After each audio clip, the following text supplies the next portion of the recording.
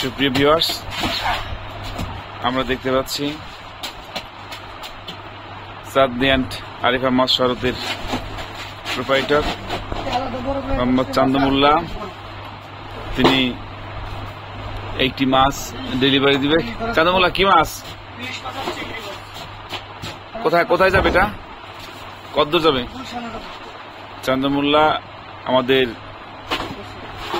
পদ্মা নদীর original fresh ইলিশ মাছ এবং চিংড়ি মাছ ঢাকার গুলশানে ডেলিভারি দিবেন। এই আমরা দেখতে পাচ্ছি ইলিশগুলো পলিথিনে মোড়ানো আছে যাতে ইলিশের কালারটা ভালো থাকে। চান্দমুল্লার আওতাধীন 5-6 জন কর্মচারী থাকলেও সে নিজ হাতে কাজ করতে পছন্দ করে। সাদামাটা নিরহংকারী মানুষ, সে নিজ দায়িত্বেই আজকের এই ডেলিভারির কাজটা নিজেই করছে। চিংড়িগুলা খুবই ভালো।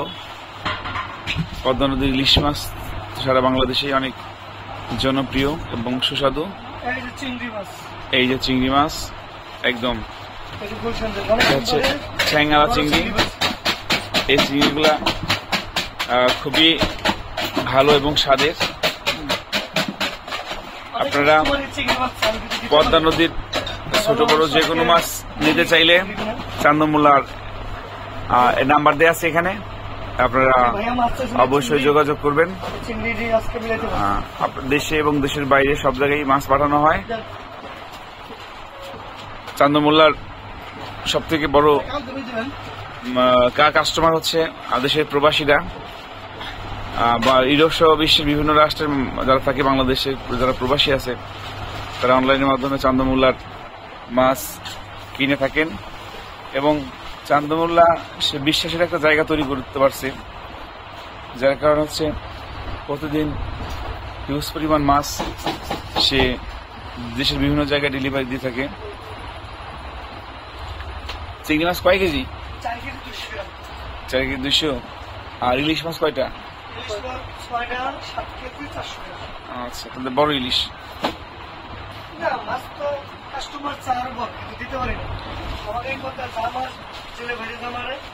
তবে আসলে অন্যান্য সময়ের তুলনায় আগে আমরা দেখছি ছোটকালে পদ্ধতিতে হিউজ পরিমাণ ইলিশ মাছ ধরা পড়তো, কিন্তু এখন ইলিশ মাছটা একটু কম ধরা পড়ে, যার কারণ হচ্ছে পদ্মা নদীর মাছটার একটু রেট বেশি। তারপরেও যারা আসলে পদ্মা নদীর মাছ খেতে পছন্দ করে, তাদের প্রিয় মাছ, তারা দামের কথা চিন্তা করবে না কখনোই।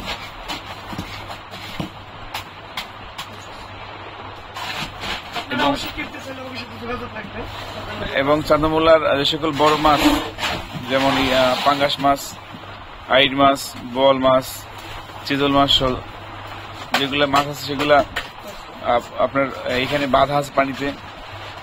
আপনাদের যাদের প্রয়োজন অবশ্যই আপনারা যোগাযোগ করবেন। চান্দমুল্লার এখানে নাম্বার দেয়া আছে। এই যে আমরা দেখতে পাচ্ছি বিলবোর্ড অনেক মাছের ছবি। আপনারা যে কোনো মাছ সংগ্রহ করতে চাইলে, যে কোনো মাছ নিতে চাইলে এর উপরে নাম্বার দেয়া আছে।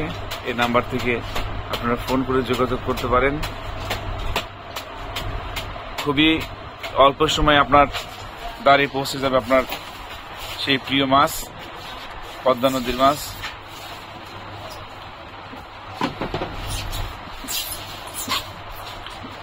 এটা কি পরিবহনে যাবে?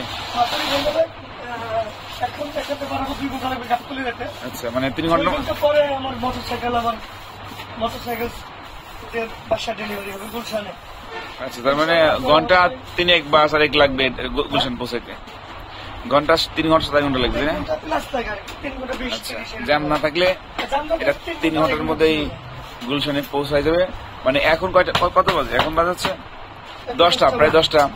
তার মানে এই মাছ দিয়ে সে দুপুরের খাবার লাঞ্চ করতে পারবে। মাছ খেতে চাইলে অবশ্যই আমার সাথে যোগাযোগ করবেন।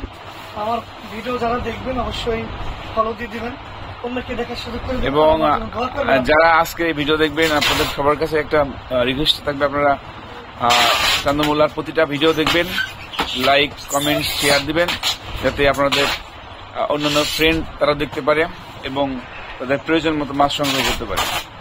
ধন্যবাদ সবাইকে। আসসালামু আলাইকুম।